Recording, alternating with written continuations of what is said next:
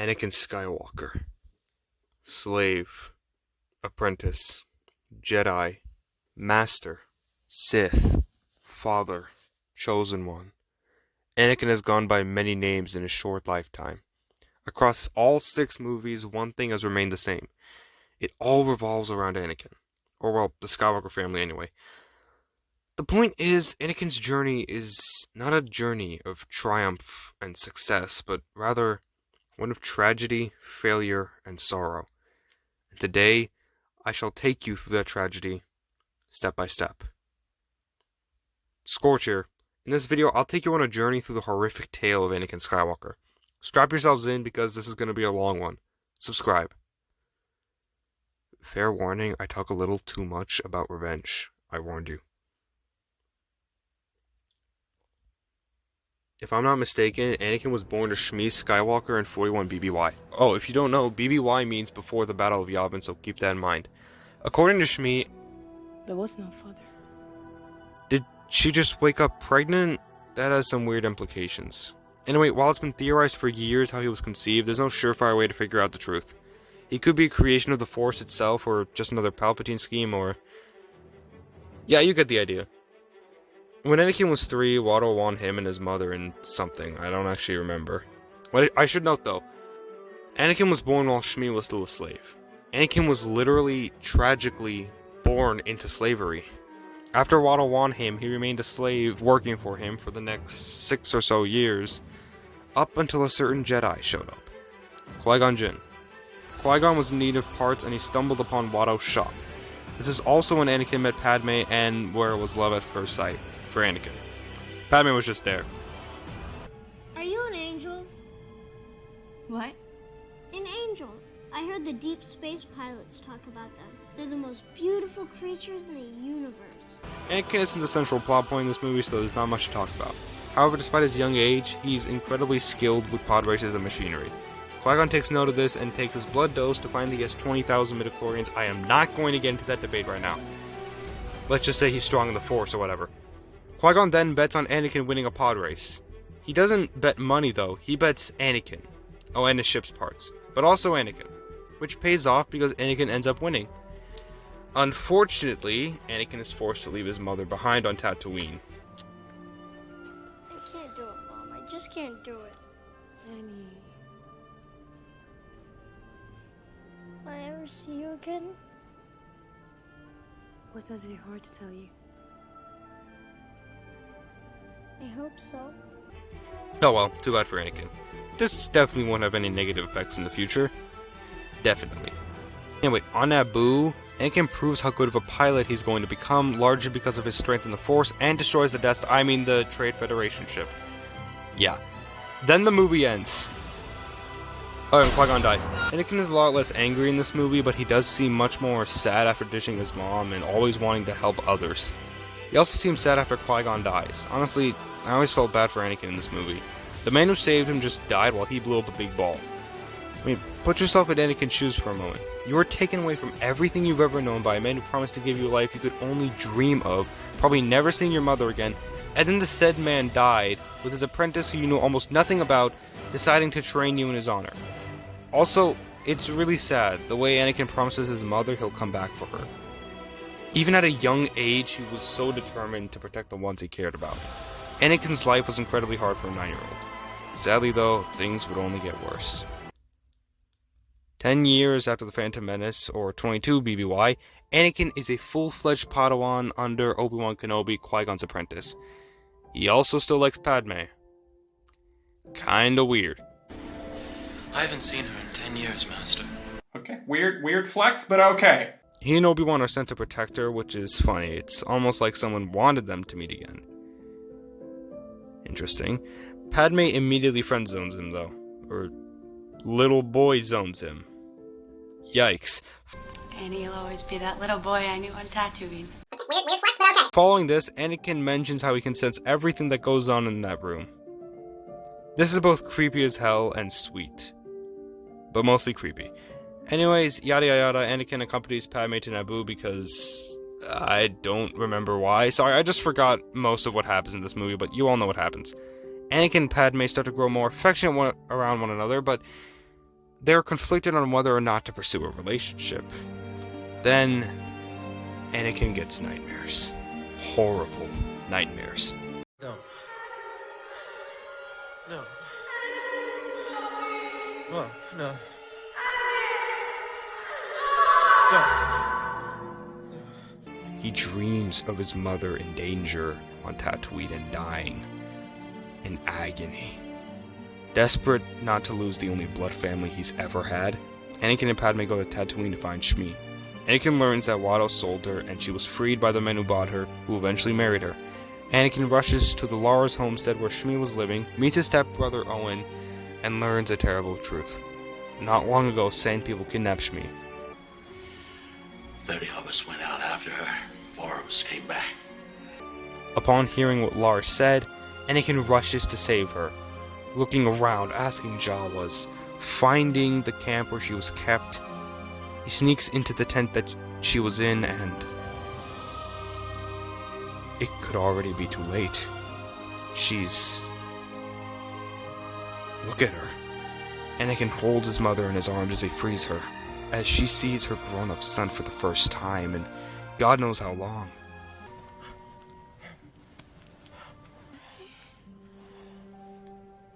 Is it you? I'm here, Mom. You're safe. Annie? Annie? Oh, you look so handsome. My son. Oh, my grown-up son. I'm so proud of you, Annie. I missed you. Now I am complete. But it's already too late for her. She has no reason to live seeing her son all grown up and handsome. The last thing she sees is her son's face as the life leaves her breath. With me, Mom. Everything. Anakin was filled with fear and sadness for her, but at this moment, holding his mother's lifeless corpse in his arms, his fear becomes anger. I want you to think about this just for a second. Anakin wiped out the entire tribe that Lars and his crew could barely handle. That's terrifying. The foreshadowing in that moment, that short moment, of what he would soon become. Anakin! Anakin!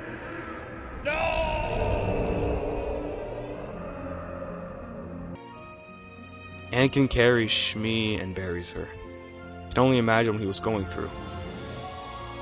And he tells Padme later on of how he thought that maybe, just maybe, he could have saved her.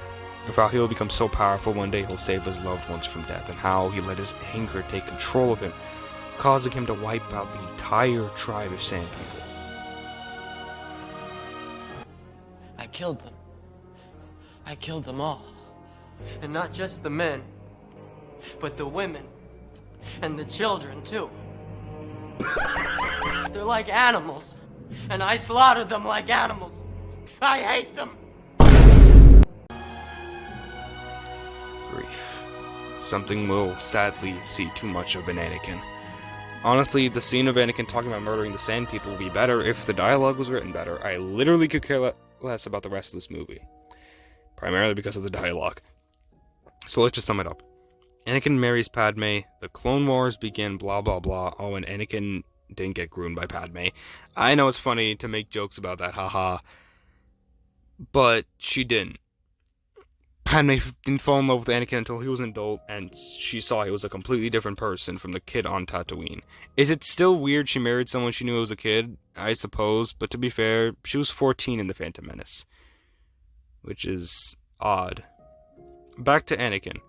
He's a raging hormonal teenager, or I guess young adult, and his life is still pretty sad.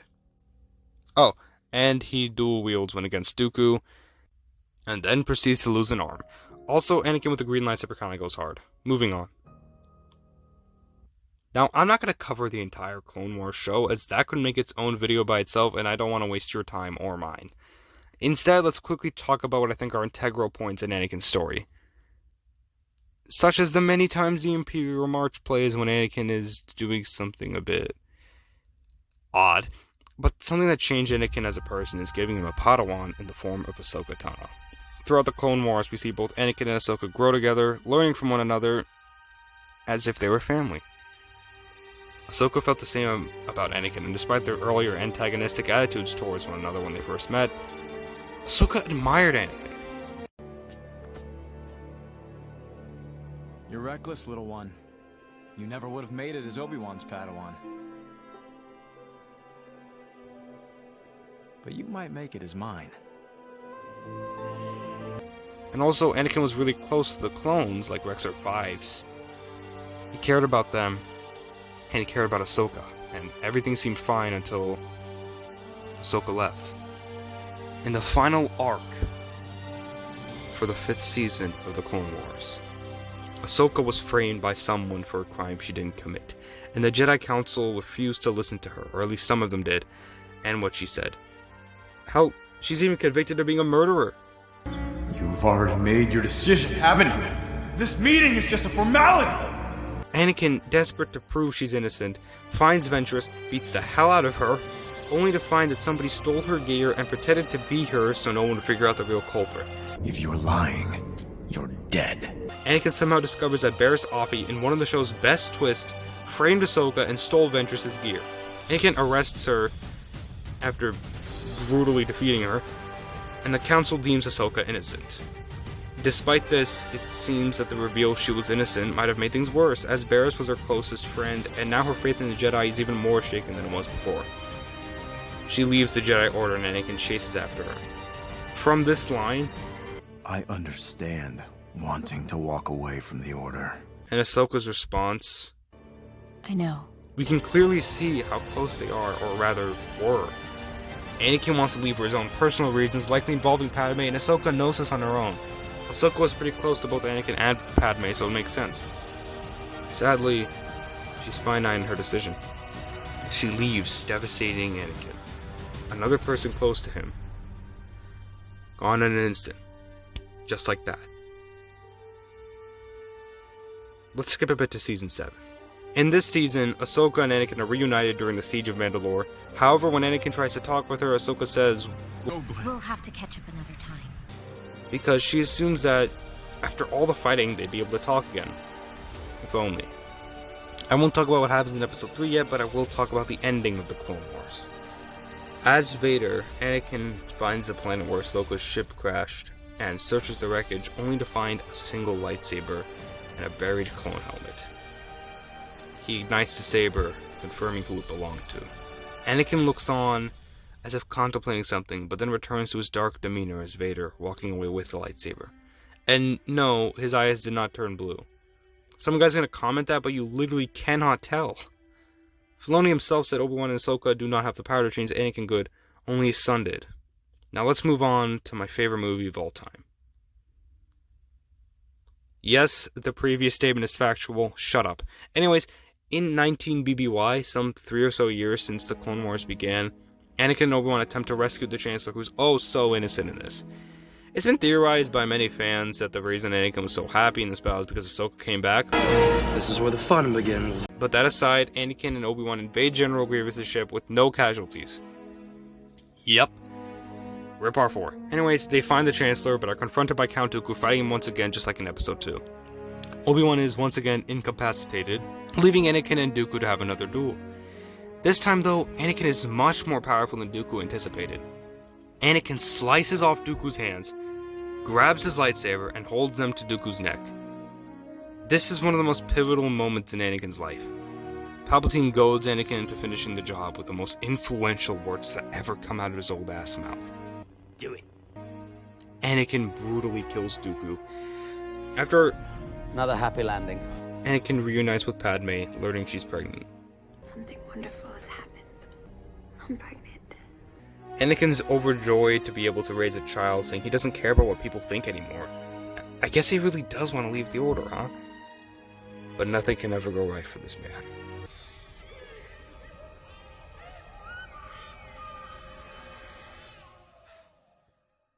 Anakin has nightmares of Padme dying in childbirth. He goes to Yoda.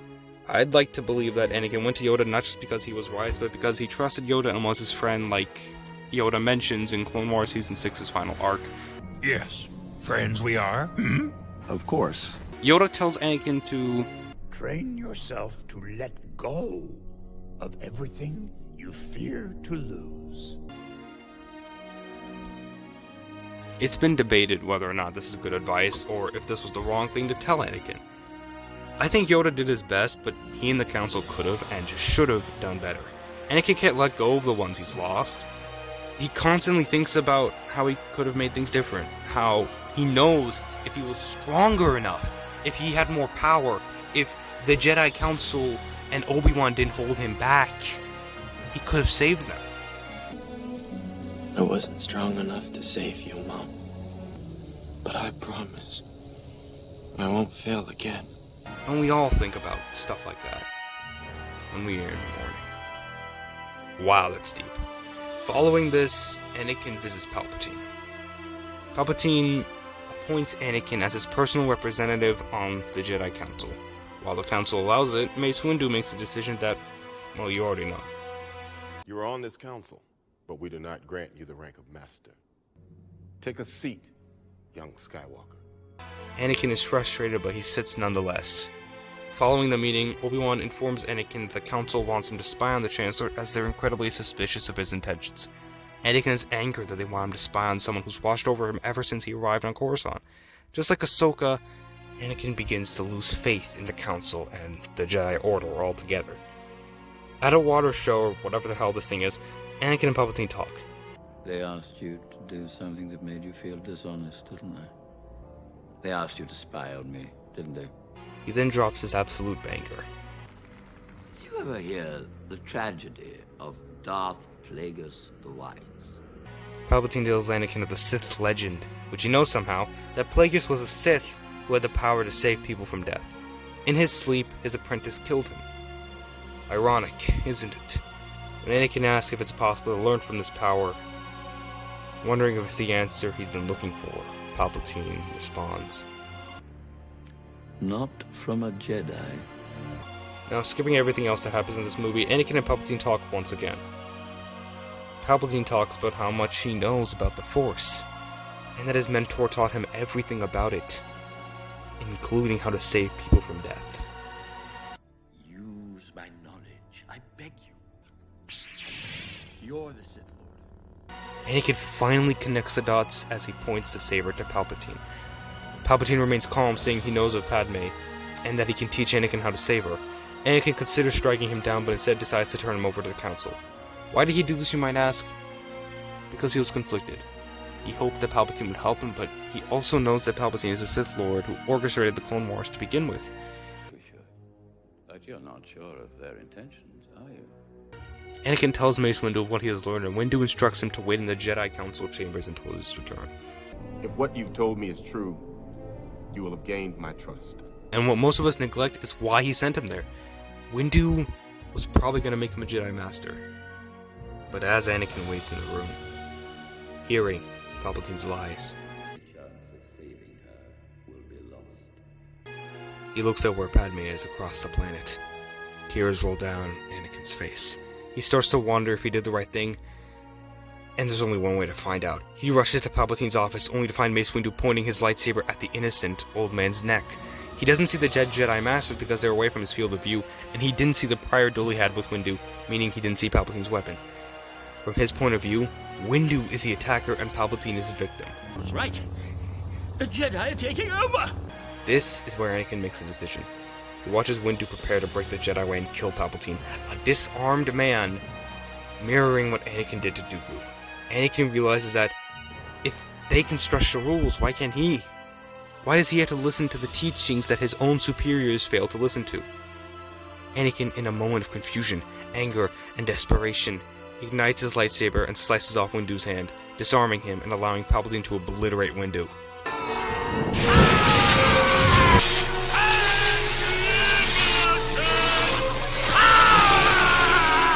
Windu then goes out the window, and Anakin collapses. What have I done? Anakin realizes he let his feelings get the better of him, and he lost control. Palpatine manipulates Anakin once again, and Anakin realizes he's probably too far gone. He surrenders to Palpatine, becoming his dark apprentice. Palpatine then declares, Henceforth, you shall be known as Darth Vader. Palpatine then instructs Anakin to raid the Jedi Temple and reduce it to ashes. Anakin takes the 501st and raids the temple, as Palpatine tells every single clone. Execute Order 66. And so the Jedi are killed by their own men one by one. But Anakin himself leads the clones into the temple, destroying everything. Anakin himself does one of the most horrible things in a movie I had the pleasure of watching. Master Skywalker, there are too many of them. What are we going to do?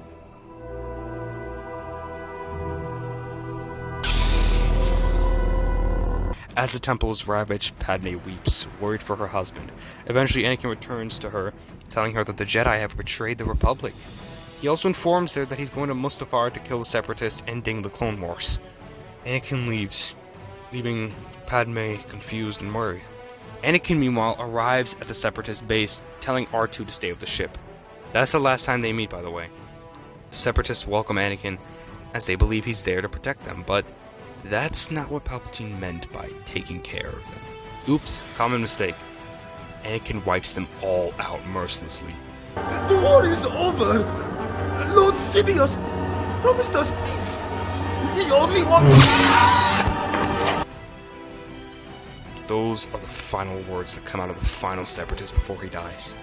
As Anakin stands on Mustafar, tears roll down his eyes. He knows what he did is what he was raised to believe was wrong. But the one glimmer of hope he's had throughout all of this was that he was doing this for Padme. That's why he was silent most of the time he was doing this. But then Padme arrives on Mustafar and Anakin rushes to her. Anakin starts to go on and on about, I am becoming more powerful than any Jedi has ever dreamed of. I am more powerful than the Chancellor. I can overthrow him. And together you and I can rule the galaxy. Obi-Wan was right. You've changed.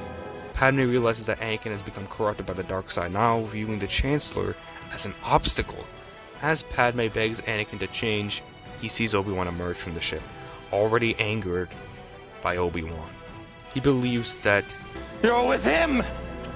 You brought him here to kill me! No! He force chokes his own wife. Let her go! Anakin gently lets her down like he's not willing to hurt her any further. As he looks on in confusion, he does what he usually does and shifts the blame. You turned her against me! You have done that yourself! Anakin and Obi-Wan argue over their differences and what's happening as they speak. I have brought peace, freedom, justice, and security to my new empire. Your new empire? Anakin tells Obi-Wan that if he's against him, then he's his enemy. Only a Sith deals in absolutes. I will do what I must. You will try. And so begins the greatest duel I've ever seen. Master and apprentice, brother and brother, friends, fight to the death. The battle of the heroes begins. The fact that the two actors trained months for this battle and isn't sped up at all is... God, it's so cool. I like to imagine it's called Battle of the Heroes, either because they both view themselves as the hero of the story, or because they were both the one-side protagonists. Either way, as George Lucas himself describes it, it's a tragedy duel of the fates. Anakin and Obi-Wan's epic clash escalates into going over lava and practically hopping across the planet. I have failed you, Anakin. I have failed you. I should have known the Jedi were plotting to take over. Anakin, Chancellor Palpatine is evil. From my point of view, the Jedi are evil. Well, then you are lost. The exchange between the two further shows how they both think they're the heroes of the story. That what they're doing is right. In reality, the Jedi Order held Anakin back, while Anakin himself was too overambitious. Neither of them are the heroes.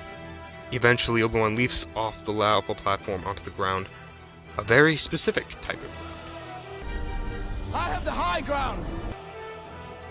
As Anakin stares down Obi-Wan, Obi-Wan tells him not to try it. I like this line a lot. Obi-Wan knows what Anakin's gonna do. The exact same thing he did to Maul all those years ago. While he's advising him not to try it, it's also a plea, but once again, Anakin's ego overtakes him. He jumps and there goes his remaining limbs. As Anakin barely holds onto the ground with his remaining prosthetic hand, Obi-Wan watches on. You were the chosen one! It was said that you would destroy the Sith, not join them! Anakin's anger fuels him as his eyes turn bloody red and yellow once again. I hate you! You were my brother, Anakin! I loved you! Slowly, Anakin slides down into the lava bank as his robes catch fire from the lava. Anakin screams in pain as fire envelops his body. Obi-Wan takes Anakin's lightsaber as Anakin screams in agony. I think the reason Obi-Wan didn't kill him was because he couldn't. That's why he left. He couldn't bear to hear his pain any longer. Despite what Anakin believes, Obi-Wan loved him. As Obi-Wan leaves with Padme, Anakin remains on Mustafar for probably hours. The only reason he's still alive is his hate. Just like Maul, Anakin's hatred for Obi-Wan, for the Jedi, it's what keeps him alive. I always found this aspect of Star Wars fascinating, as the idea your hatred keeps your body going, keeps you alive from death, is horrifying, but not fully unbelievable. As he stops burning and lays on the rocky ground, Palpatine, or I guess Sidious, arrives, enthused he's still alive. As Anakin's children are born and his wife begins to die, Anakin dies with her, and Darth Vader is born.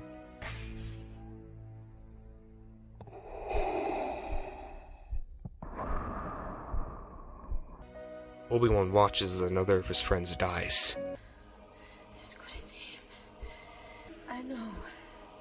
There's still.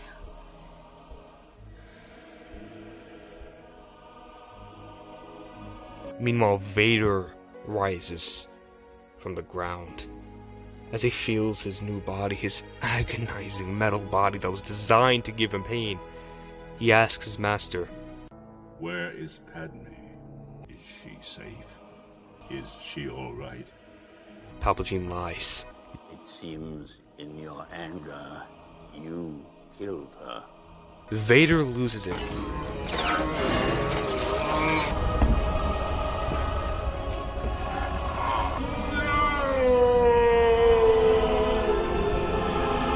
Vader watches on as the Death Star begins to be built, not knowing his children survived.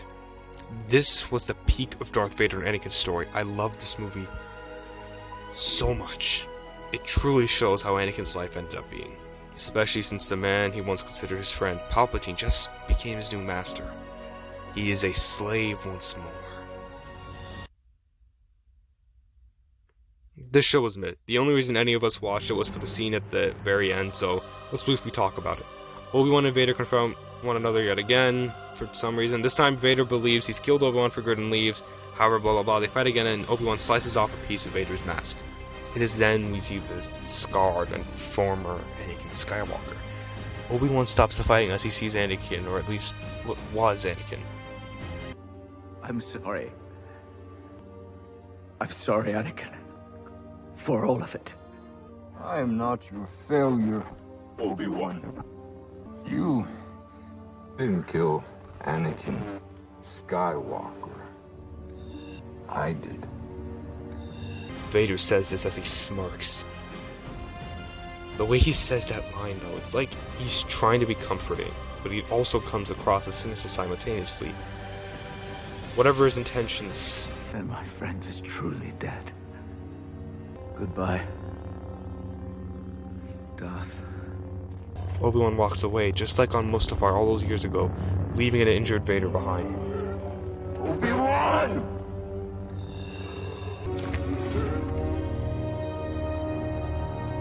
Obi-Wan! God, if the rest of the show was like this scene, we probably would have enjoyed it so much more. The young Leia actress and these two carried the show, but we should move on. Vader makes several appearances in Rebel Season 2, but a couple stand out from the rest. Specifically his ones with Ahsoka.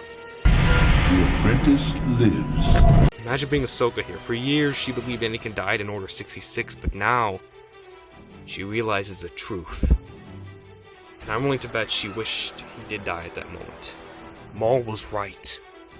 Anyway, fast forward to one of the coolest episodes in Rebels, and at the Sith Temple, Vader finds Ezra and fights him. I don't fear you. Then you will die braver than most. As he prepares to strike the young Padawan down, shattering his lightsaber, Ahsoka arrives. I was beginning to believe I knew who you were behind that mask, but it's impossible. My master could never be as vile as you. Anakin Skywalker was weak. I destroyed him. Then I will avenge his death. Revenge is not the Jedi way. I am no Jedi. When Vader says that, it's almost like Anakin's trying to teach her like all those years ago. Then the two fight, master and apprentice. As the fight escalates, Vader gains the upper hand and knocks her to the ground, going back to obtain the Sith holocron. He uses the Force to try and pull it from Ezra's hands, but as he does this, Ahsoka returns from behind. Vader senses this and turns around, but he isn't quick enough to stop her.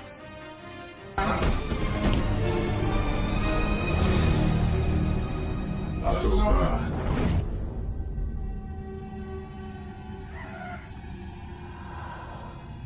Ahsoka. Anakin, I won't leave you. Not this time. Vader stands there for a moment, contemplating.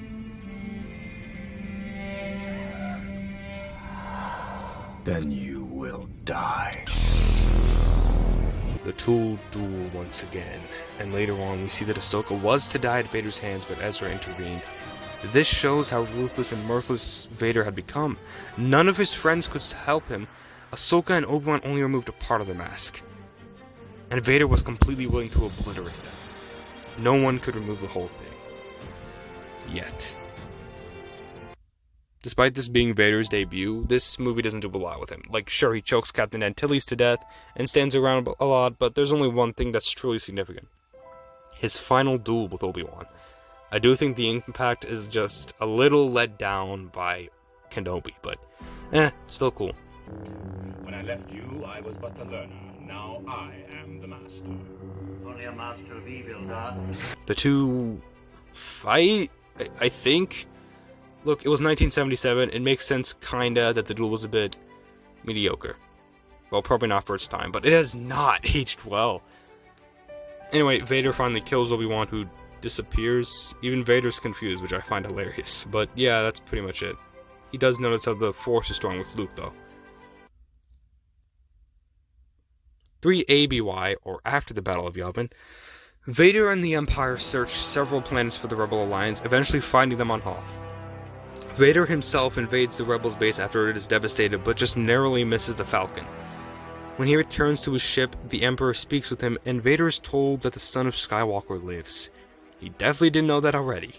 Believing that the Falcon is the key to finding Luke, he assembles bounty hunters and orders them to find the Falcon.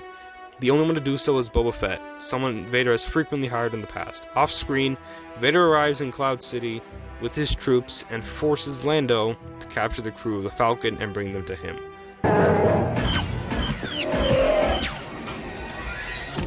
We would be honored if you would join us. Man, Han is so rude, trying to shoot his future father-in-law as he invites him for dinner. Tisk. Anyway, Luke is lured to Cloud City upon sensing his friend's pain, and leaves, despite what Yoda and Obi-Wan say. On Cloud City, Vader alters the deal with Lando. Perhaps you think you're being treated unfairly? No. Good. He freezes Han on Carbonite, and then proceeds to take Leia and Chewbacca with him back to the Emperor, or at least he tries to, because Luke ambushes the stormtroopers escorting them, and Leia and Chewie escape with the help of Lando. Luke goes to confront Vader. Vader allows Luke to step forward and challenge him. The two ignite sabers and duel. Despite his inexperience, Luke holds his own, even escaping the Carbonite chamber and seemingly sending Vader to his doom. However, Vader reemerges and they fight again, with Vader using the Force as an advantage. You are beaten. It is useless to resist. Luke refuses, having too much of his father in him, and pushes back. He even lands a solid blow on Vader, who changes his one-handed grip to two-handed, as that's what he does when he's taking things more seriously. He slices off Luke's hand. Interesting. Then we get the best twist in cinema history. Obi-Wan never told you what happened to your father. He told me enough. He told me you killed him. No.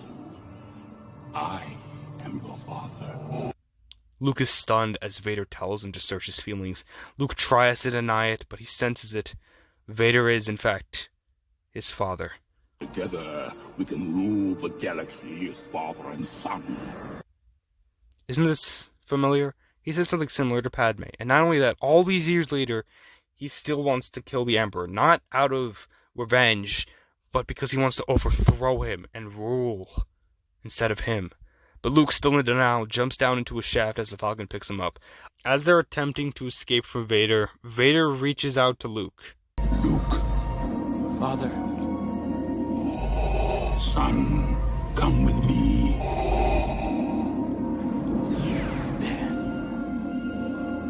Why didn't you tell me? Eventually, the Falcon jumps to hyperspace. Vader stares on as the ship disappears out of sight. He remains silent and walks away as if angry and sad at the same time, and that concludes Vader's arc in this film. 1 year after Empire, Luke has created a new lightsaber, saved Han from Jabba the Hutt, and went back to Yoda, who dies. He does tell him there's another Skywalker. Luke then talks with Obi-Wan, and Luke deduces his sister is Leia. Oh boy. Oh, and they talk about Vader. So what I told you was true, from a certain point of view. While Obi-Wan and Yoda believe Vader must die in order to bring peace, Luke refuses to believe that. It's been said that Luke has too much of his father in him, but I think he has too much of his mother in him. You'll see what I mean in a bit. Eventually, Luke and the gang hijack an Imperial ship, get to the forest moon Endor, where the second Death Star's shields are, get captured by Ewoks, and befriend the Ewoks, and then Luke reveals to Leia that Vader's his father, or rather, their father. I know. Somehow, I've always known. Not the best thing to say, Leia. Luke says goodbye and surrenders to Vader, and as Vader takes him to the Death Star, they talk. I've accepted the truth that you were once Anakin Skywalker, my father. That name no longer has any meaning for me. Luke pleads with his father to let go of his hate. He knows he could have killed him at Cloud City, but he didn't. Despite this, Vader claims, You don't know the power of the dark side. I must obey my master. The way he says this isn't a threat like before, it's more of a warning. He doesn't want Luke to underestimate the Emperor as he once did. It is too late for me, son. That's Anakin talking, not Vader. He's always wanted to go back, probably, but he believes that the atrocities he's committed over the years has changed him and that he's too far gone. The two then go to the Death Star and meet with the Emperor himself, where Luke learns the terrible truth. The Emperor allowed the rebels to find the Death Star's shields on Endor and stage an attack. I'm afraid the deflector shield will be quite operational when your friends arrive. As the rebels arrive and attempt to attack, they realize too late that It's a trap! Luke watches helplessly as his friends are unable to do anything. I can feel your anger. But Vader pulls out his and blocks him, fighting his son once again as the Emperor laughs. This time, Luke is more experienced than he was on Cloud City. He's able to match Vader's skill while not letting himself get too aggressive. Luke even gets the high ground at some point. Obi-Wan has taught you well. However, Vader is still an absolute unit and Luke can only play defense for so long, even though he doesn't want to fight him. Eventually, Luke is forced to hide behind some pillars, but Vader uses the Force to say something interesting. Sister. So, you have a twin sister. Luke starts to panic as Vader learns that Obi-Wan hid her away too. If you will not turn to the dark side, then perhaps she will. Hearing this, Luke comes out of hiding and goes on the offense, surprising Vader. Luke attacks with full aggression, just like his father would have. He pushes Vader back, clashing sabers over and over again. Eventually, Luke manages to slice Vader's hand clean off. The Emperor cackles, having watched the events up to now. Take your father's place at my side. But as Luke looks at his father's severed hand, seeing the wires poking out, he looks at his gloved hand, the same hand Vader cut off.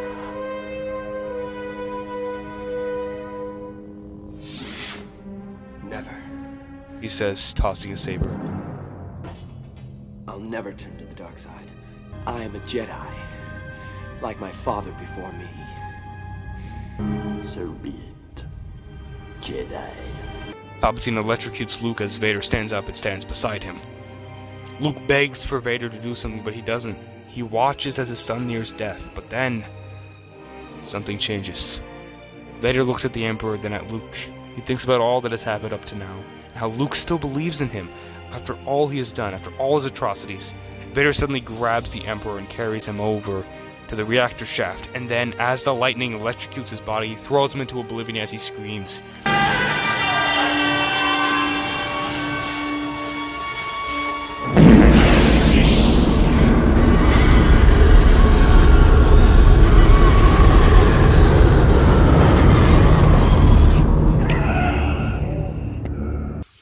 The Emperor has died.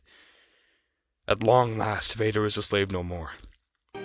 Luke helps Vader and the two get to the hangar bay, but at a ship, Vader collapses from his wounds.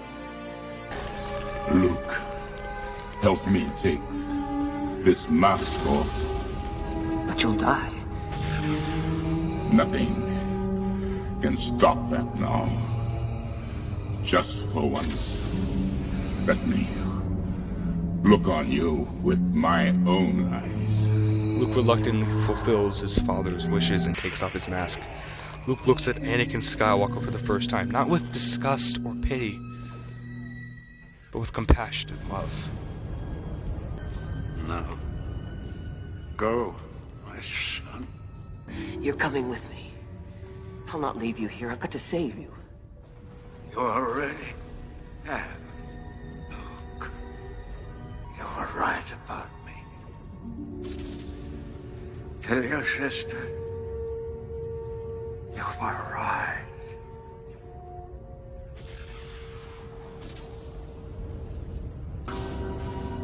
And Anakin finally dies, the last thing he sees being his son. His son who never gave up hope.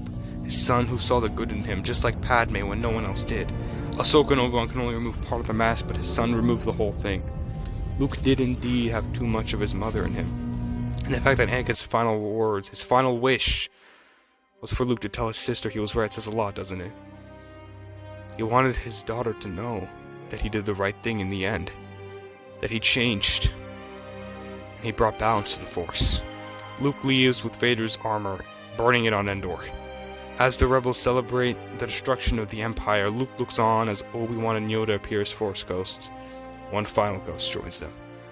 Anakin Skywalker, redeemed, at peace, and with his friends. And that, my friend, is the tragedy of Anakin Skywalker. For most of his life, he was a slave to many. To Watto, to the Jedi, to the Emperor. But the power of his son is what freed him in the end. He died a free man, a happy man. His suffering ended. I hope you guys enjoyed this very long, 40-minute long video essay. I know I talked a shit ton about episode 3, but I did say it wasn't my favorite movie of all time, to be fair. If you did enjoy, subscribe, like, and comment if you think I should have changed anything. Have a great day, and may the Force be with you.